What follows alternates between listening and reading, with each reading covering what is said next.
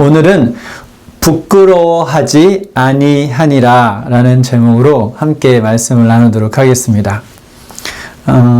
여러분, 지금까지 이게 폭발된 폭탄 중에 가장 폭발력이 큰 폭탄이 어떤 것인지 아시나요? 혹시 들어보셨나요? 이 타살봄바라는 폭탄인데, 이제 러시아 말로 폭탄의 왕 이라는 뜻을 갖고 있습니다. 이제 구소련에서 만든 수소폭탄으로 1961년 10월 30일 북극해에 있는 노바야 제물라 섬에서 이제 시험하기 위해서 터뜨렸습니다. 근데 이 폭발력이 어느 정도였냐면, 실험 장소에서 55km 떨어진 곳에 이제 사람이 살고 있지 않는 세베니라라는 마을이 있었는데, 그 마을이 완전히 평지로 변했어요. 그리고 160km에 떨어져 있는 지역에 있는 건물들이 손상을 입었고, 100km 떨어진 곳에서 3도 화상을 입을 정도의 위력이 있었다고 합니다. 수소폭탄이 실제로 전쟁에서 사용돼서 사람을 죽이지는 않았지만, 우리가 측정하기 힘든 정도의 파괴력을 갖고 있는 것은 틀림이 없습니다. 그런데 여러분, 이것보다, 이런 엄청난 파괴력을 갖고 있는 수소폭탄보다 더 파괴적인 것이 있습니다. 그게 뭔지 아시나요? 그것은 바로 안타깝지만 우리 인간의 마음입니다. 우리 인간의 이기심, 그리고 우리의 무관심은 수소폭탄보다 더 많은 사람을 죽일 수 있습니다.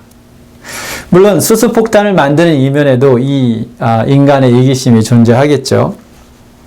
우리의 기아를 한번 생각해 볼까요?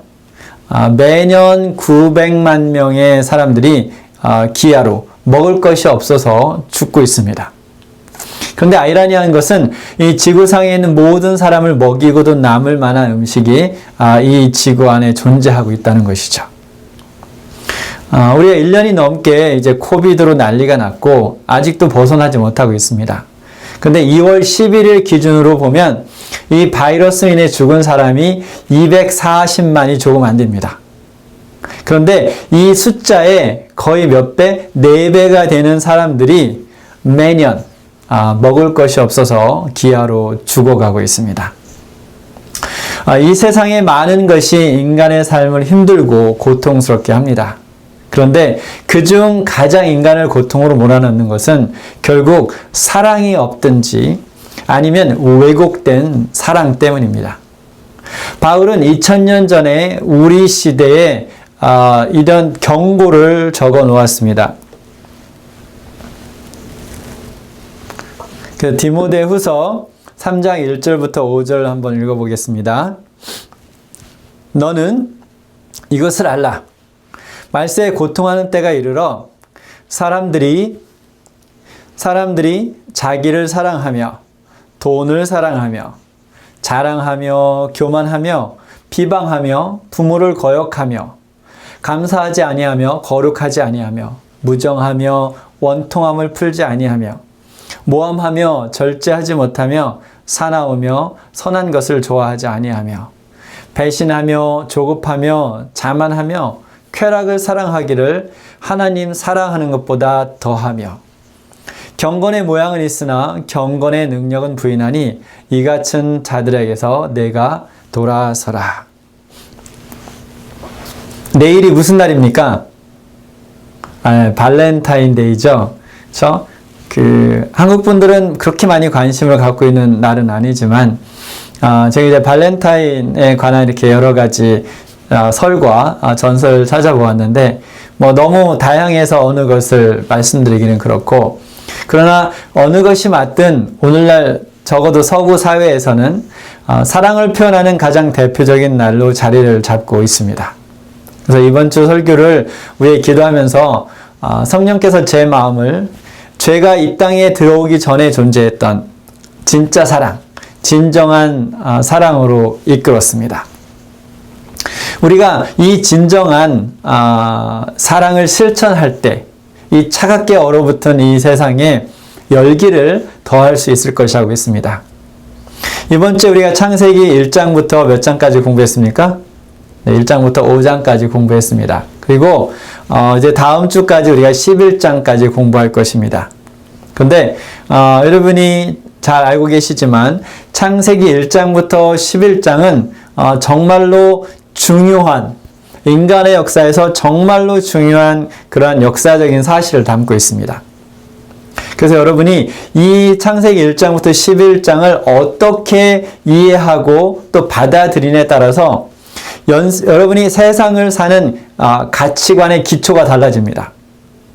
그래서 이 부분을 정말로 잘 이해하고 정말로 제대로 이해한 것이 여러분의 삶의 기초로서 자리를 잡을 때 하나님께서 원하시는 삶을 살 수 있는 것입니다. 그래서 여러분 다음 주에 이제 일요일부터 내일부터 더 많이 기도하시면서 공부하셔서 성경적인 바른 가치관을 형성할 수 있게 되기를 간절히 바랍니다. 우리가 창세기 1장 시작하는 것을 보면 저는 그 시작하는 방식이 정말 개인적으로 너무 좋습니다. 그 창세기 1장 1절 2절 말씀을 한번 보겠습니다. 태초에 하나님이 천지를 창조하시니라. 땅이 혼돈하고 공허하며 흑암이 깊음 위에 있고 하나님의 영은 수면 위에 운행하시니라. 어떻게 시작합니까? 모든 것이 아무것도 없는 것부터 시작되었습니다. 저는 이 신선함이 너무 좋습니다. 어떤 장애물도 없이 첫 발을 내디딜 수 있는 이 깨끗하고 그 신선한 이런 시작이 너무 좋습니다. 여러분, 모든 사랑의 관계는 이런 신선한 시작이 필요합니다. 과거에 만들어진 어떤 장애물, 방해물이 새로운 시작을 할 때까지 여러분 삶에 존재해서는 안 됩니다. 그것은 시작부터 불행을 안고 시작하는 것이죠. 여러분, 예수님과의 사랑의 관계를 시작할 때도 마찬가지입니다. 예수님께서 이렇게 강조하셨죠. 우리 요한복음 3장 3절의 말씀을 보면 예수께서 대답하여 이르시되 진실로 진실로 내게 이르노니 사람이 뭐하지 아니하면 거듭나지 아니하면 어디를 볼 수 없어요? 하나님의 나라를 볼 수 없느니라.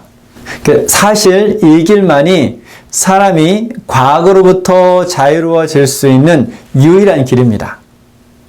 죽었다 다시 태어나는 길만이 과거를 지울 수 있는 것이죠. 그래서 모든 죄가 용서받고 모든 죄책감이 씻겨나가고 모든 안 좋은 기억을 이기고 삐뚤어진 성격을 바로잡고 모든 증오를 사랑으로 바꾸는 일이 거듭남을 통해서만 이루어질 수 있습니다. 그런데 이것이 우리 인간의 의지로 이루어질 수 있는 것이 아니라는 것도 우리는 알고 있죠.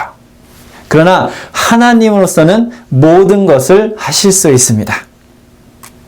어쩌면 여러분이 인간관계 속에 존재하는 그 어려움이 어쩌면 아직 여러분의 과거의 삶 속에 만들어졌던 장애물과 방해물을 아직 제거하지 못했기 때문일 수도 있습니다. 이해하셨나요? 오늘 그런 분들이 계시다면 성령으로 다시 거듭나서 새로운 출발, 아무것도 없는 곳에서 하나님께서 모든 것을 만드시는 그런 정말로 깨끗한 새로운 출발을 할 수 있게 되기를 간절히 바랍니다. 사실 대부분의 사람들이 이렇게 생각하지는 않지만 창세기 1장을 깊이 보면 이 사랑이 진정한 사랑장이라는 것을 알 수 있습니다. 적어도 저는 창세기 1장을 읽다 보면 이곳에서 엄청난 하나님의 사랑을 볼 수 있습니다.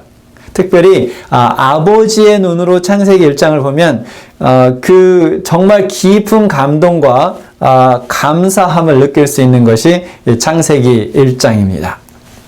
이 단어 하나마다 하나님의 사랑이 담겨 있지 않은 단어가 없습니다. 저도 그래서 아버지가 되던 해 창세기 1장을 보면서 그때 정말 깊이 깨달았던 것 같아요. 하나님이 아담과 하와를 만드시기 위해서 그 모든 것을 준비하시는 그 사랑의 세심한 손길을 창세기 1장에서 볼 수 있었습니다. 근데 하나님께서 이렇게 자연을 만드셨죠. 그렇죠? 근데 여러분, 죄가 이 땅에 들어온 후에도 가장 변하지 않는 것이 있다면 천연계입니다. 자연이죠. 여전히 오늘날에도 하나님의 사랑을 제일 잘 표현하고 있습니다. 위니펙에 살다 보면 겨울에 이것을 안 볼 수 없는 것이 있습니다. 이걸 피할 수가 없는 게 있어요. 그게 뭡니까? 눈이죠, 눈. 그쵸? 어디를 둘러봐도 사방에 하얗게 쌓인 눈을 피할 수가 없습니다. 근데 여러분, 모든 눈의 결정이 서로 다 다르다는 것을 알고 계시죠? 그쵸? 그러면 이렇게 한번 생각해 보시면 어떨까요? 그 눈 결정 하나하나가 하나님께서 내가 너를 사랑한다 라고 말하는 다른 표현이라는 것이죠. 정말 그러면 이제 눈을 보는 시각이 달라지지 않을까요? 그 눈송이 하나하나가 하나님께서 여러분을 사랑한다는 다른 방식의 표현이라고요.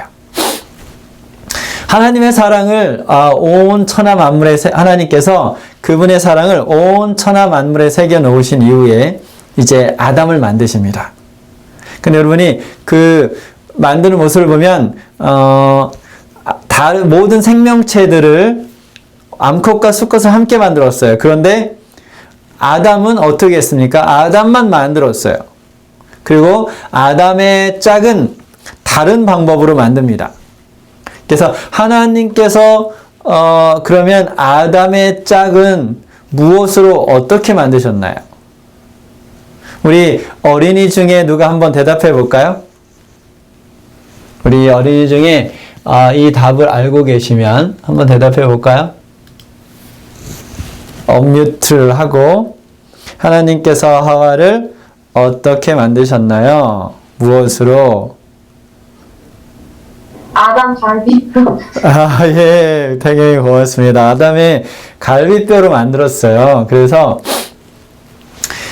다른 생명체들은 다 뭐로 만들었어요? 흙으로 만들었죠? 그렇게 보면 오직 하와만 더 정교한 재료를 사용하셨습니다. 그래서 성경은 하와를 만드신 과정을 이렇게 기록하고 있습니다. 창세기 2장 있는 말씀을 보겠습니다. 21절, 22절. 여호와 하나님이 아담을 깊이 잠들게 하시니 잠들매 그가 그 갈빗대 하나를 취하고 살로 대신 채우시고 여호와 하나님이 아담에게서 취하신 그 갈빗대로 여자를 만드시고 그를 아담에게로 이끌어 오시니. 그렇죠? 저는 이 성경절을 이런 방식으로 해석하는 걸 좋아합니다. 그러니까 하나님께서 아담을 만드셨어요. 그런 다음에 어떻게 하셨습니까?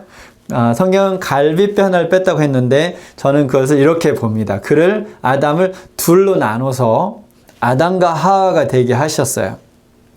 그래서 하와를 만드는 과정을 통해 아담은 하와와 함께 할 때만 완벽한 존재가 될 수 있게끔 새롭게 태어나는 것을 볼 수 있습니다. 그렇죠? 그 전에는 아담 혼자 존재했지만 이제 하나가 둘로 분리된 이후에는 아담은 하와와 한 몸을 이룰 때 완벽한 존재가 되게끔 하셨어요.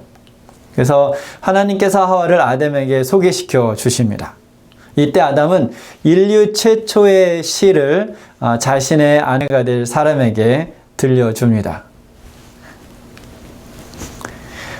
이는 내 뼈 중에 뼈요, 살 중에 살이라. 네, 이것이 인류 최초로 쓰여진 사랑의 시입니다. 여러분이 얼마나 로맨틱하게 느낄지 모르겠지만 그리고 23절에 그렇게 시를 읊은 다음에 24절은 어떤 단어로 시작합니까? 이러므로 라는 단어로 시작합니다. 이러므로 라는 것은 무슨 뜻입니까? 이미 앞에 언급한 내용의 결과로 라는 말을 합니다. 그래서 하나님께서 하와를 하와를 아담의 갈비뼈로 만드시고 아담에게 소개하고 이는 내 뼈 중에 뼈 살 중에 살이라고 말했으므로 이렇게 한 다음에 이러므로 하나님께서 아담의 갈비뼈 하를 만들고 아담과 같이 살게 하셨다는 것이죠. 그렇죠? 이제 그러므로 이제 창세기 2장 24절 함께 보면 이러므로 남자가 부모를 떠나 그의 아내와 합하여 둘이 한 몸을 이룰지로다 라고 했습니다. 그래서 다른 말로 하면 원래 둘이 한 몸이었으니 다시 합해서 하나가 되라는 것입니다. 이해가 되셨나요? 원래 둘이 한 몸이었죠. 아담과 하와가 갈비뼈가 그쵸? 근데 둘로 나눠졌다가 다시 합해서 하나가 되라는 것이 이제 창세기 2장 24절의 메시지입니다. 그리고 그 이어서 25절을 보면 한 몸을 이룬 결과, 둘이 한 몸이 이루어지니까 어떤 결과를 이루었는지를 기록합니다. 볼까요? 창세기 2장 25절에 아담과 그의 아내 두 사람이 벌거벗었으나 부끄러워하지 아니하니라. 이 부끄러워하지 아니하리라는 히브리어 단어를 조금 더 깊이 공부해 봤습니다. 그래서 이거는 부쉬라는 히브리어를 사용하고 있는데 먼저 우리말 성경에 기록된 것처럼 부끄러워하지 아니하리라라고 번역할 수 있습니다. 둘이 한 몸이 되면 어떤 짓을 하지 말아야 됩니까? 부끄러운 짓을 하지 말아야 돼요. 상대방에게. 그렇죠? 여러분 혹시 배우자에게 부끄러운 행동을 하고 있었다면 그것을 배우자가 알든지 모르든지 오늘 설교의 말씀을 듣고 성령의 힘으로 그 부끄러운 행동을 멈출 수 있게 되길 바랍니다. 그동안 부끄러운 말을 했다면 더 이상 그 부끄러운 말을 하지 않을 수 있게 되기를 간절히 바랍니다. 아마도 여러분이 그렇게 할 수 있다면 어떤 것보다도 최고의 발렌타인데이 선물이 될 거라고 믿습니다. 이 부시라는 단어는 또한 말라버리다라고 번역할 수 있습니다. 여러분 혹시 마른 꽃을 좋아하시는 분 계신가요? 마른 꽃. 네, 마른 꽃을 좋아하시는 분이 우리 교회는 안 계신 것 같은데요.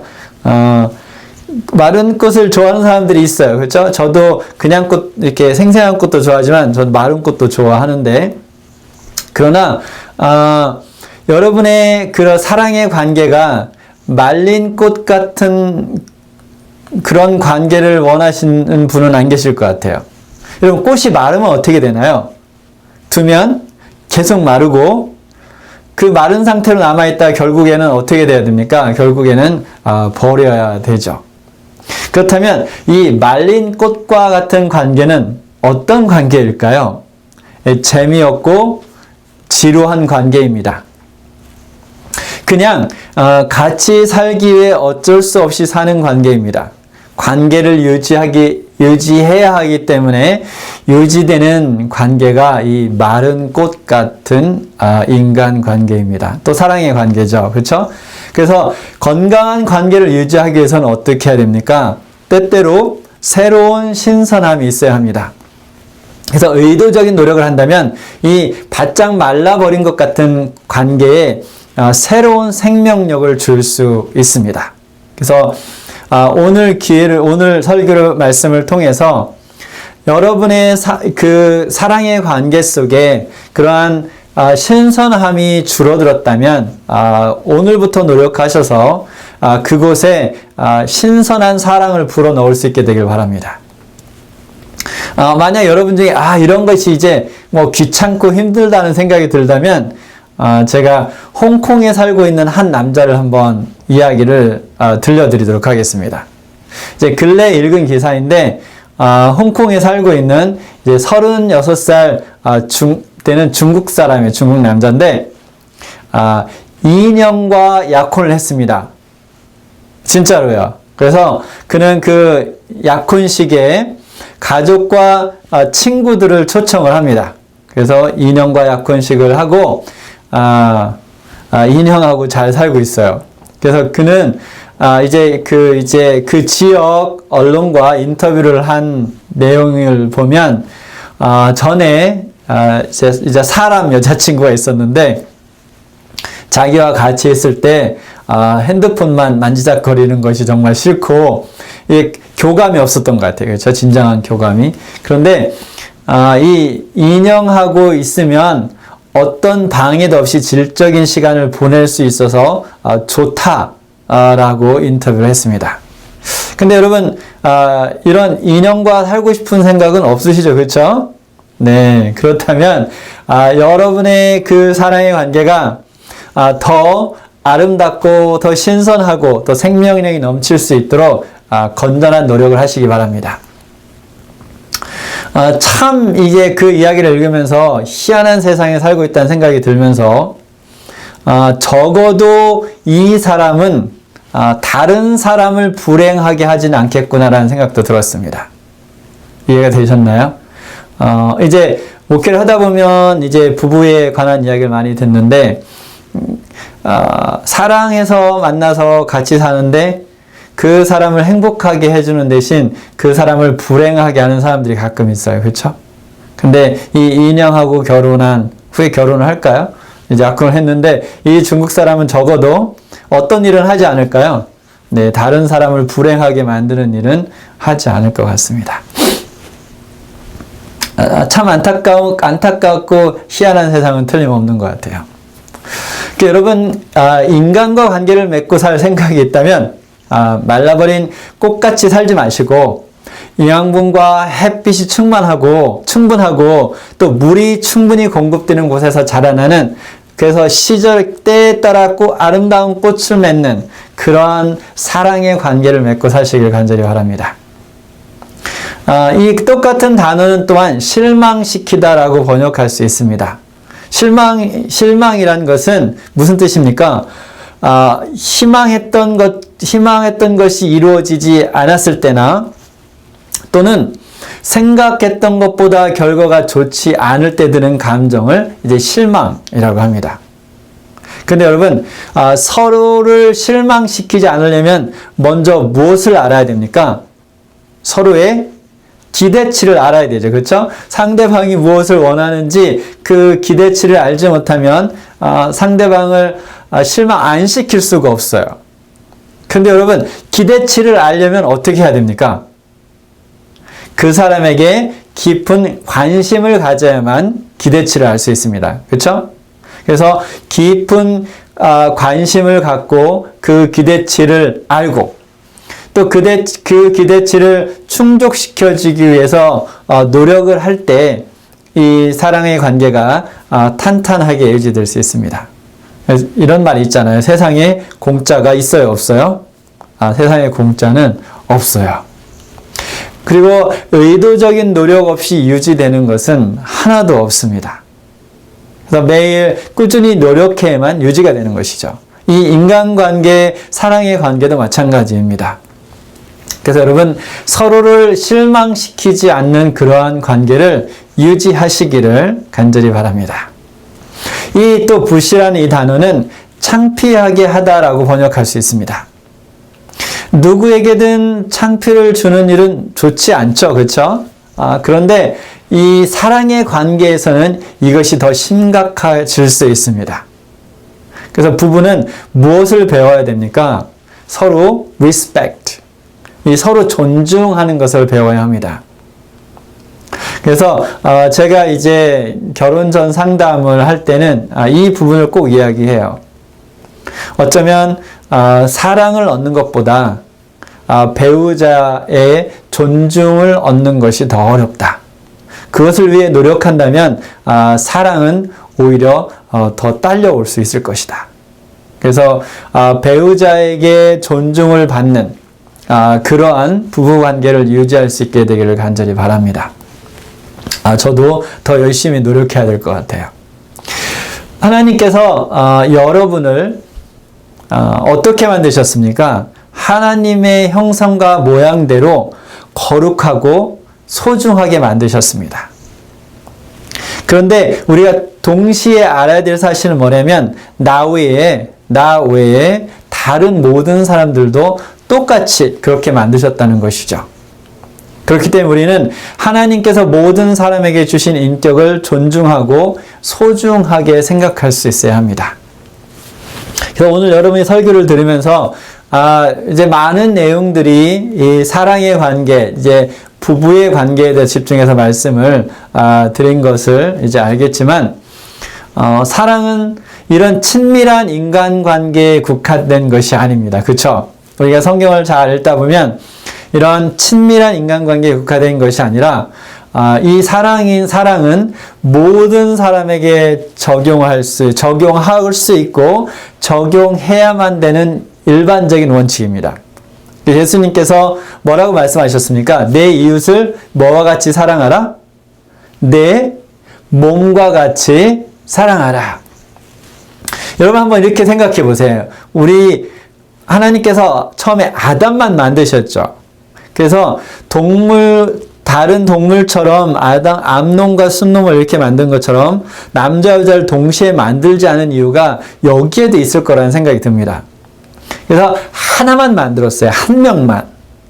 그리고 결국은 그 모든 인류가, 하와도 여기서 나왔잖아요. 그렇죠? 그래서 모든 인류가 누구로부터 나옵니까?